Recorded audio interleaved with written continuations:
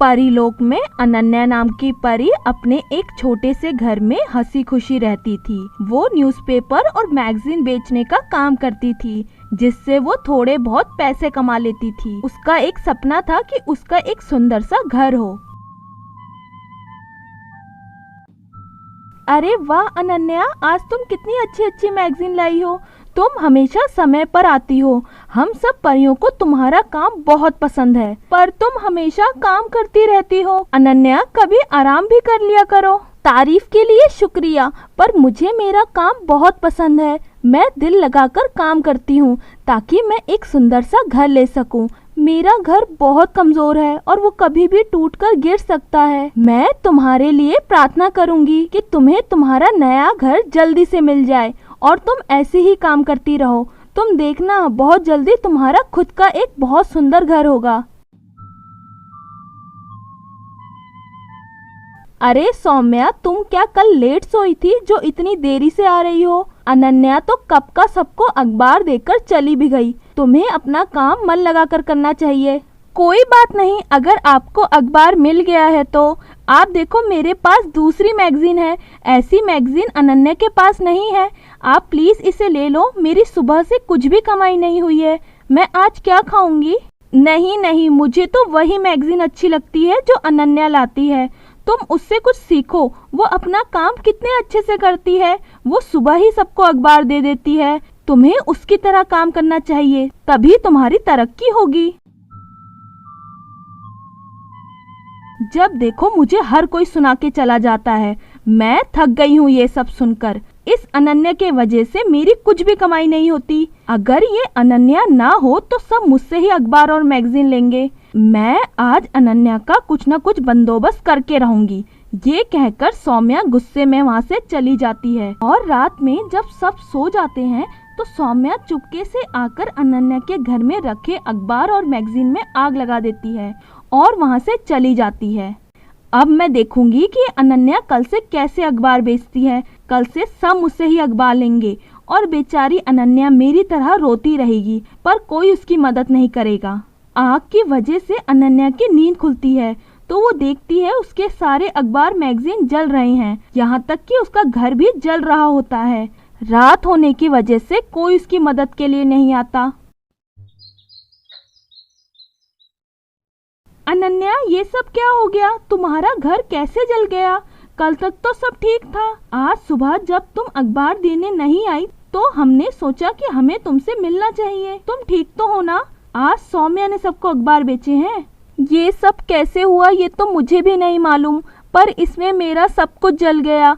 ना अब मेरे पास रहने के लिए कोई जगह है और ना खाने के लिए कुछ है। क्या आप मेरी थोड़ी मदद कर सकते हैं? मुझे कुछ पैसे उधार दे सकते हैं जिससे मैं दोबारा से कुछ काम शुरू कर पाऊँ? अनन्या, माफ करना, पर मेरे पास तो इतने पैसे नहीं हैं कि मैं तुम्हारी कुछ मदद कर पाऊँ। पर मेरे पास ये कुछ पुराना सामान है जिन्हें मैं फेंकने वाली थी, पर शायद ही तुम्हारे कुछ काम आ जाए। कोई बात नहीं, और हाँ, इससे मेरी थोड़ी मदद हो जाएगी। आपका बहुत शुक्रिया। अब मैं चलती हूँ, मुझे अपने रहने के लिए कोई जगह भी ढूंढनी है। ठीक है अनन्या, तुम अपना ख्याल रखना। आज तक मैंने जितनी मेहनत की थी सब बर्बाद हो गई। अब मैं क्या करूँगी? मुझे अब इस पेड़ के नीचे रहना पड़ेगा, पर मैं काम क्या करूँगी? मुझे कुछ भी समझ नहीं आ रहा। काश मुझे एक सुंदर सा घर मिल जाता रहने के लिए, जिसमें मैं आराम से रह सकती और दोबारा से एक काम शुरू करती। अनन्या के इतना कहते ही वहाँ रखे पुराने सामान में से एक ड्रेस उड़कर आसमान की तरफ जाने लगती है। अरे, ये ड्रेस कहाँ जा रही है और ये उड़ कैसे रही है? मुझे इस ड्रेस के पीछे जाना चाहिए। ये कहकर अनन्या भी उस ड्रेस के पीछे जाने लगती है और जब वो आसमान में जाती है तो देखती है कि वो ड्रेस एक बहुत सुंदर घर में बदल गई है। अरे, ये ड्रेस एक घर में कैसे बदल गई, वो भी इन बादलों में? ये घर किसका होगा? मुझे समझ नहीं आ रहा। अनन्या, ये घर तुम्हारा ही है। तुम इसमें हमेशा के लिए रह सकती हो। ये घर बिल्कुल वैसा है जैसा तुम्हें चाहिए था। सौम्या ने लालच में आकर तुम्हारा घर जला दिया था, पर अब तुम इसमें रहकर अपना काम दोबारा से शुरू कर सकती हो। क्या सच में? मुझे तो यकीन नहीं हो रहा। मेरा खुद का घर हो गया। अब मैं इसमें आराम से रहूंगी और खूब मेहनत से काम करूंगी। ये कहकर अनन्या आराम से अपने घर में रहने लगती है और फिर से अपना काम शुरू करती है। अनन्या की तरक्की देखकर सौम्या को अपनी गलती का एहसास होता है और वो उससे माफी मांग लेती है और अनन्या उसे अपने साथ काम करने के लिए कहती है। सौम्या, तुमने जो किया मजबूरी और गुस्से में किया, पर तुम चाहो तो मेरे साथ काम कर सकती हो।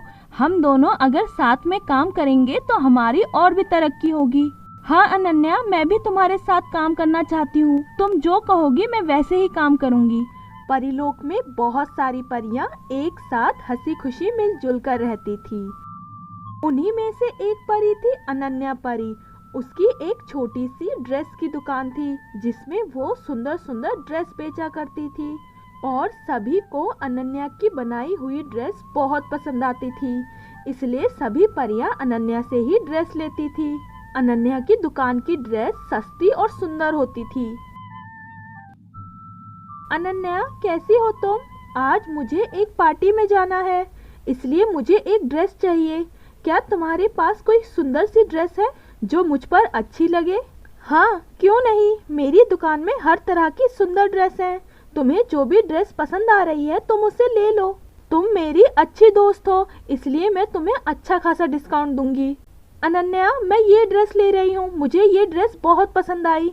अच्छा, अब मैं चलती हूँ, मुझे जाकर अपनी पार्टी की तैयारियां भी करनी है। अगले दिन जब वो परी उस ड्रेस को पहनकर पार्टी में जाती है तो बीच पार्टी में वो ड्रेस फटने लगती है, जिससे वो बहुत शर्मिंदा हो जाती है। तुम ये घटिया ड्रेस कहाँ से लाई थी जो इस तरह से फट रही है? लगता है तुम पैसे बचाने के चक्कर में किसी घटिया दुकान से ये ड्रेस लेकर आई हो।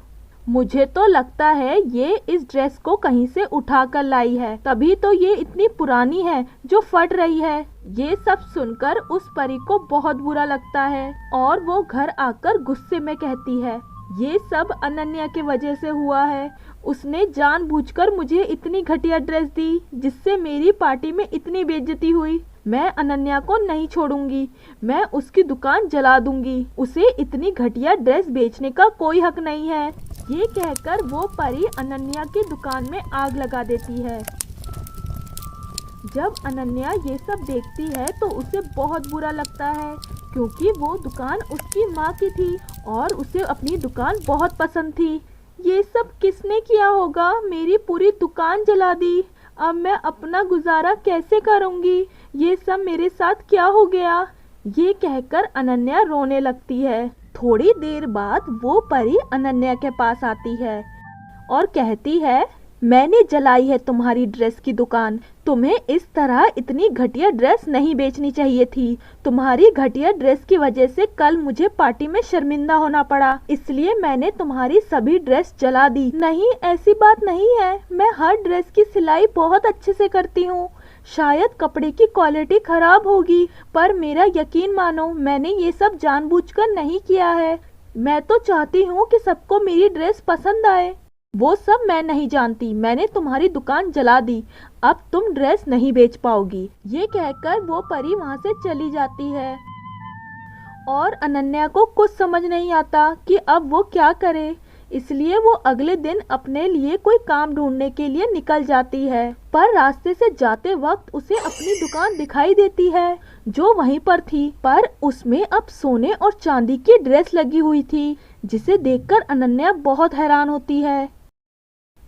मेरी दुकान तो जल गई थी, फिर ये दुकान किसकी है और इसमें कितनी सुंदर सुंदर सोने और चांदी की ड्रेस है। तभी उस दुकान से आवाज आती है, ये दुकान तुम्हारी है अनन्या, और यहाँ की सभी ड्रेसेस भी तुम्हारी है। मैं तुम्हारी माँ की आत्मा हूँ और मैंने ये दुकान तुम्हारे लिए दोबारा बनाई है और अब ये दुकान कभी नहीं जलेगी, ये हमेशा ऐसी ही रहेगी। इस दुकान की सभी ड्रेस सोने और चांदी की है, इन्हें बेचकर तुम्हें बहुत फायदा होगा। माँ, शुक्रिया, आपने मेरी मदद की। मैं बहुत परेशान थी कि मैं अब क्या करूँगी, पर आप मेरी मदद करने के लिए आ गई और आपने मुझे इतनी अच्छी दुकान दे दी।